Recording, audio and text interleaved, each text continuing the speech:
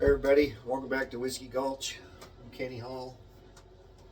Up here in the Pacific Northwest, a little bit rainy today. It's nice and soft though.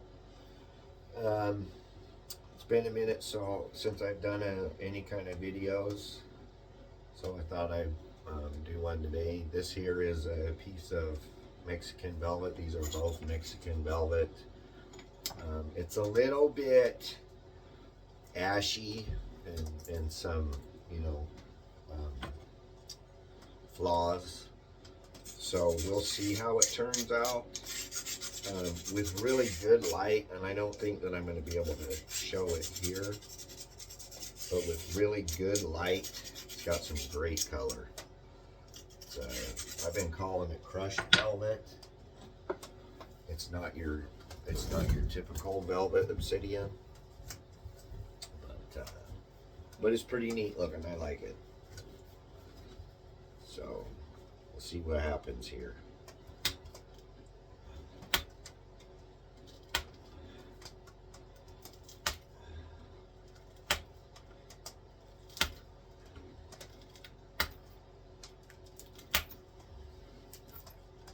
I do have a few, I don't know if you can see them, there are a few scratches that I left in the blade that may be a problem, but a lot of times when I have those, I can do a slightly narrower spacing on my flaking, which will help get through those.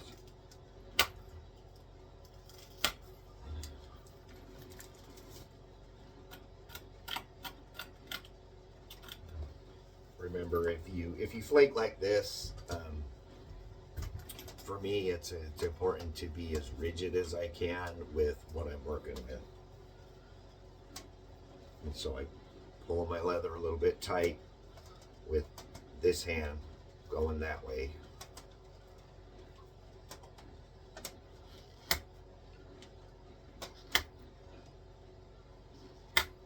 That gives me just enough flex and rigidity.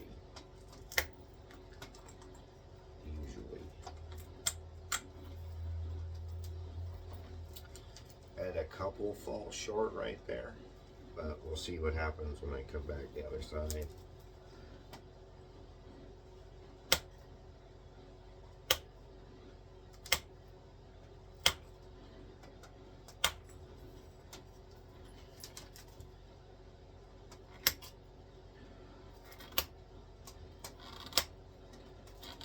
Narrow your spacing. I do tip my blade up a little bit more when I'm towards the tip. My flakes get much narrower, and I work with more of a downward pressure than inward pressure.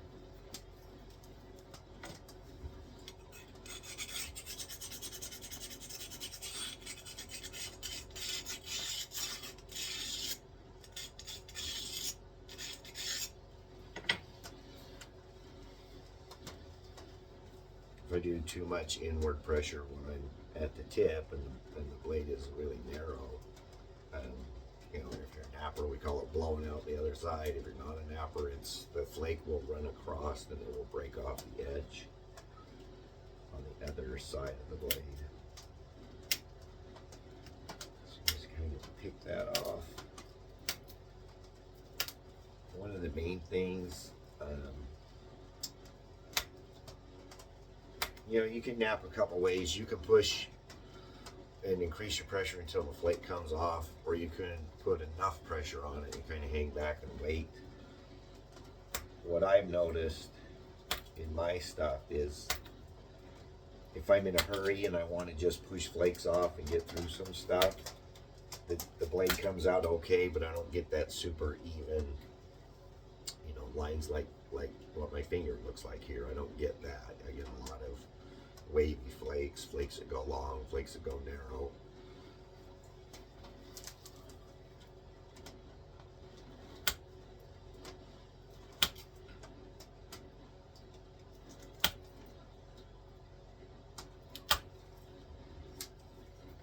Still another inch before that trouble spot.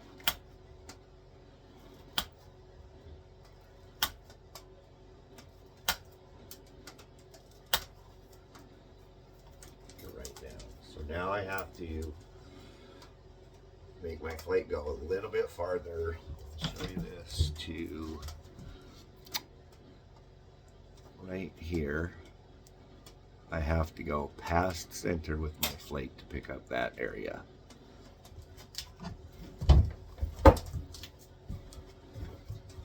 One of the ways that I do that, and this might seem hokey, is I extend my flaker out of my hand farther. I don't know why that works, but it seems to work.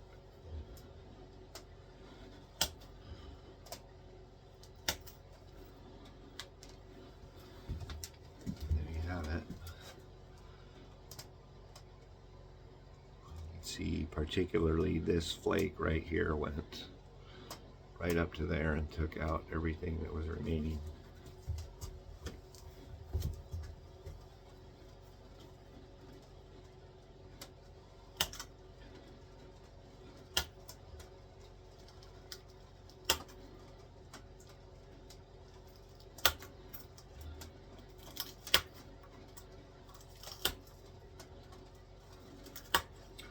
I also want to say, because I like to give credit where credit is due.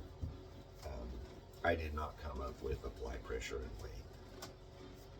But, I got it from Dale Doobie, and I think that he got it from Jim Hopper. I think is what he had told me.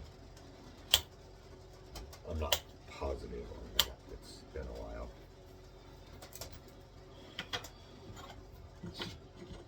1997, I think, is when I learned that.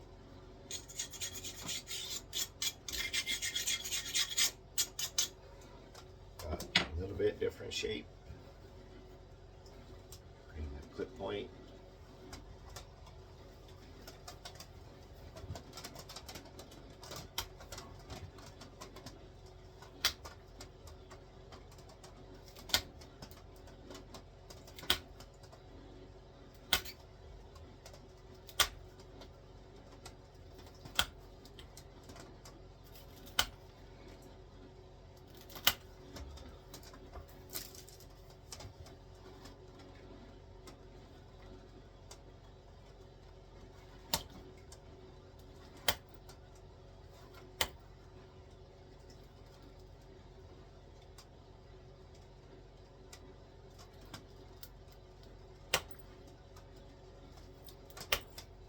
Thick spot platform there.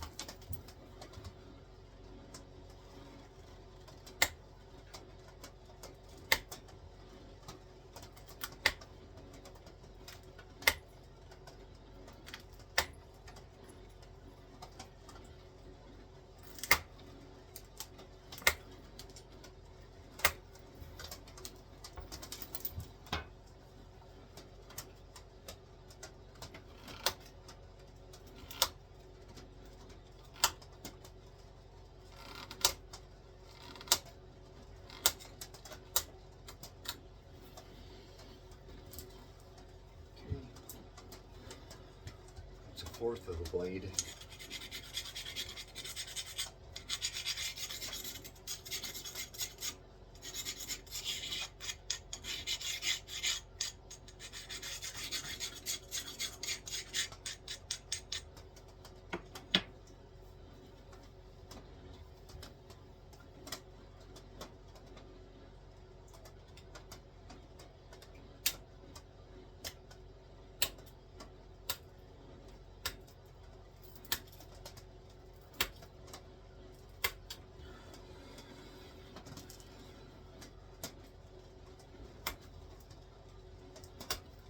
You would think that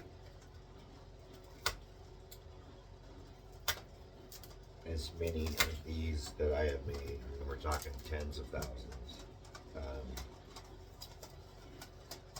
that it's automatic, you just go into it. But I gotta tell you, every single blade that I'm doing, I'm wondering if it's gonna come out.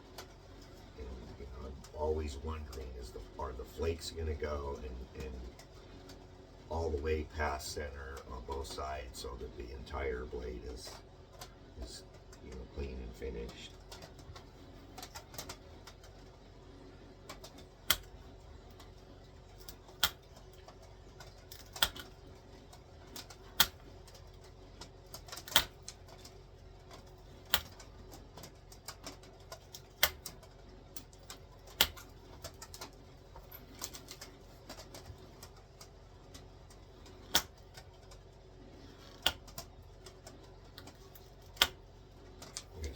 Material change, I don't know if you could hear that in the flakes, the material change density there.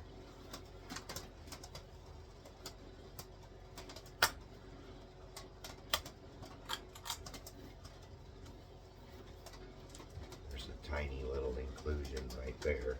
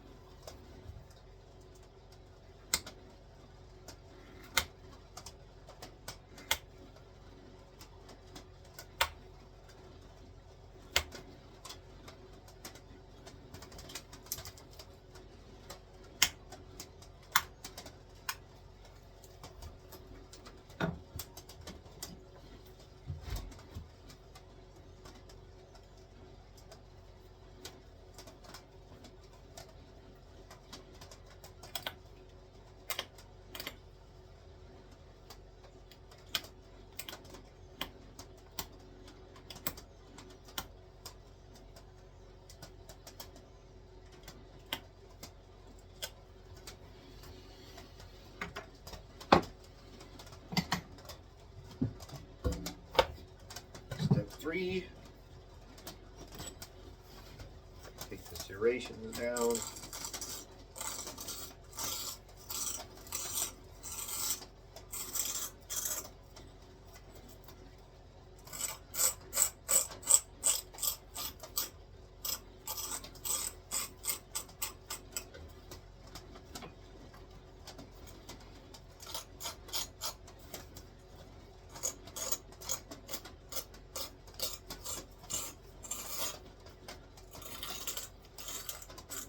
See some scratches right here. That could be a problem on the second side.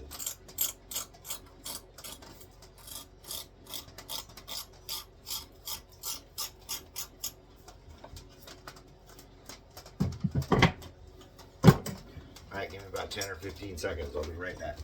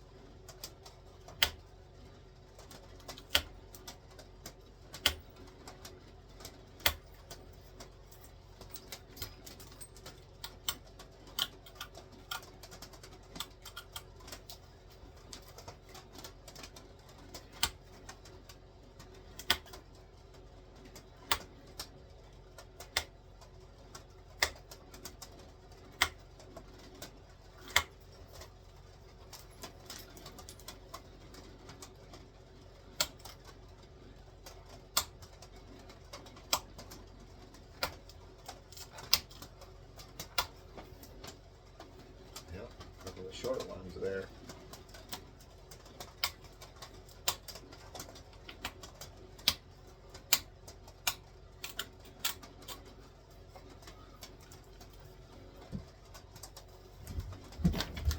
One is right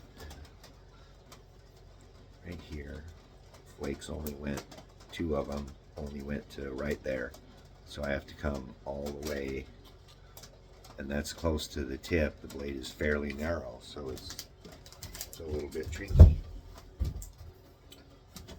know, and this is a good example of there are no guarantees here.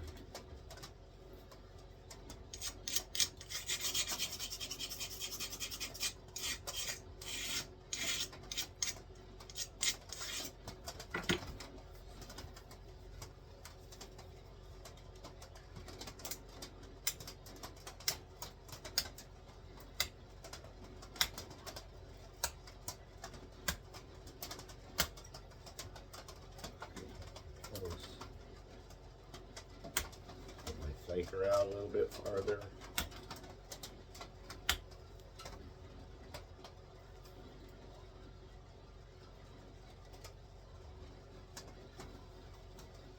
Got it. Sample that right there.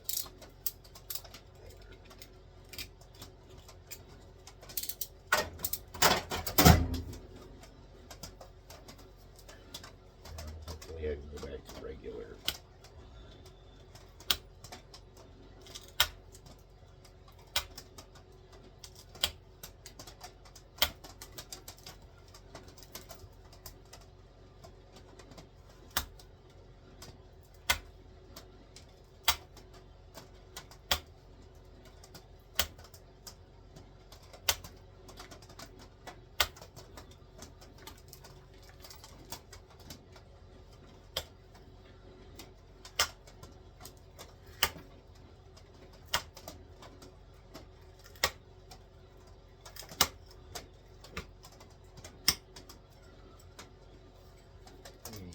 One.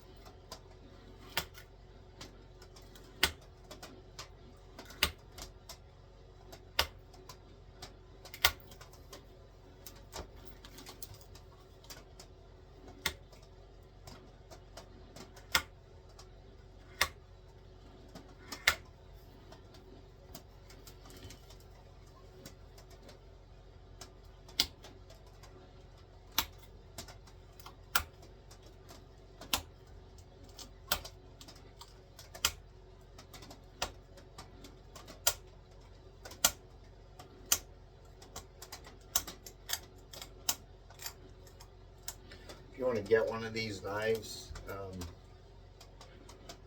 of mine, I'll tell you how.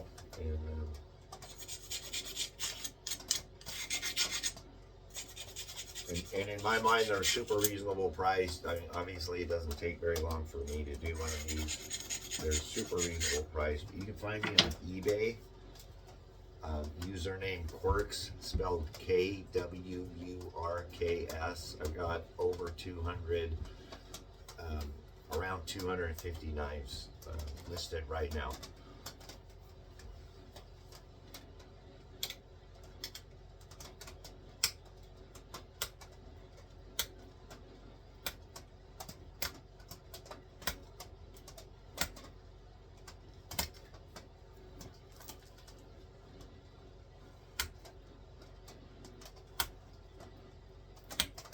One of the things that happens on the second side is now this is glassy and shiny, so I get a little bit of glare. And at 60 years old, I don't see as well as I used to.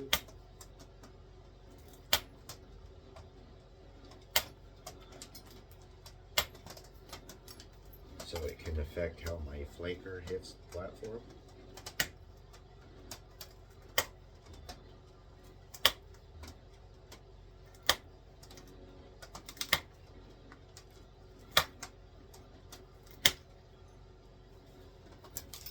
Get those serrations off of there, and those will be finished plates.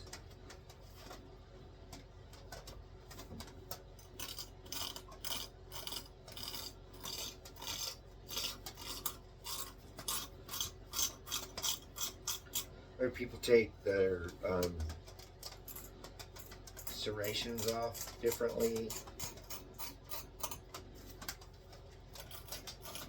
Brady Bowen won't. He doesn't use one of these. He'll pick them off individually. Some other guys, they have some deltas that they pick off one at a time with, like, I don't know, 3 or 4 or 5 tiny micro flakes each, which I really like that look. I just don't.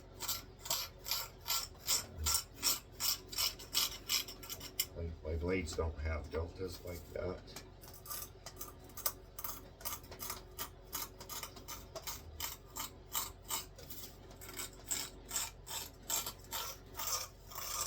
I'm just trying to take just enough to give it an even edge. Wish that I had good enough light to get you the color that I want to show you, but you do that at least.